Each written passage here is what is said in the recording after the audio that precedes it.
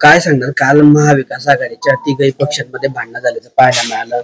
त्या भांडणांमुळे एकीकडे शरद पवार नाराज आहे तर दुसरीकडे उद्धव ठाकरे गटाचे नगरसेवक सुद्धा नाराज असल्याचं पाहायला मिळतंय. आणि काँग्रेसने एकमेकांवर कुरघोडी करण्याचा या ठिकाणी प्रकार सुरू झालेला आहे. हे बघा, या युत्या जे झालेल्या आहेत मागच्या काळातही आम्ही सांगितलं होतं की हे न टिकणारी युती आहे.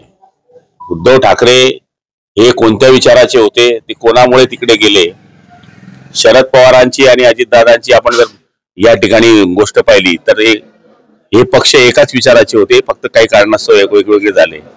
काँग्रेसचा ठिकाणच राहिलेला नाहीये. त्याच्यामुळे मला तरी असं वाटतंय की निकालामुळे एकमेकावर कुरघोड्या त्यांच्या आता सुरू झालेल्या आहे आणि काही दिवसानंतर हे पक्ष शिल्लक राहतील की नाही राहतील अशी परिस्थिती होणार आहे.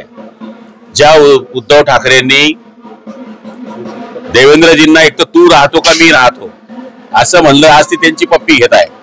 म्हणजे आपल्या स्वतःचं अस्तित्व टिकवण्याकरता आता वाटेल त्या ठिकाणी जाण्याचा प्रयत्न करतायत. पण आपल्याला जर एवढंच होतं तर आमच्या सारख्या कार्यकर्त्यांनी ज्यावेळेस सांगितलं होतं की आपण विचारधारा सोडू नका, त्याच वेळेस हे ऐकलं असतं तर आज हे दिवस त्यांना आले नसते. कदाचित हे त्यांच्या लक्षात आलं असेल म्हणून आता ते काँग्रेसची फारकत घेत आहे, राष्ट्रवादी काँग्रेसची फारकत घेते आहे.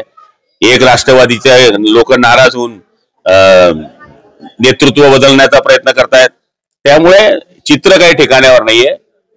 पुढच्या काळामध्ये डबडं वाजणार आहे. आता देवेंद्र फडणवीस असं म्हटलेत की उद्धव ठाकरे काही आमचे शत्रू नाही, राजकारणामध्ये काही पण होऊ शकतं. 2019 आणि 2024 मध्ये आम्ही अनुभव घेतलाय असं देवेंद्र फडणवीस म्हणतात. एकत्र येतील असं वाटतं. उद्धव ठाकरेंनी पण काल म्हटलेलं आहे की पुढे चालून काय होईल हे आम्ही सांगू शकत नाही.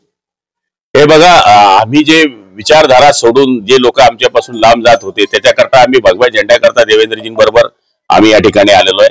आणि ज्यांनी विचारधारा सोडून पुन्हा येण्याचा प्रयत्न करत असतील तर थोडका विचार देवेंद्रजींनी सुद्धा करावा. मला तरी असं वाटतं, मी त्यांना सल्ला देणारा एवढा मोठा माणूस नाही, पण शेवटी ज्यावेळेस आपली गरज होती, ज्यावेळेस आपला पक्ष अडचणीत होता, ज्यावेळेस मोदीजींचं सरकार येण्याकरता आपण प्रयत्न करत होतो त्यावेळेस हे लोक कोणाबरोबर होते.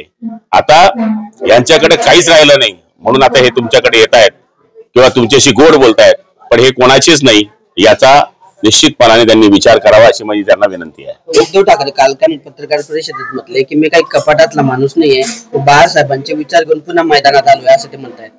नहीं, त्यांना लक्षात आलं की आपण मूळ धारा सोडली. अरे जो बुंदों से गई वो हाथों से नहीं आने वाली है.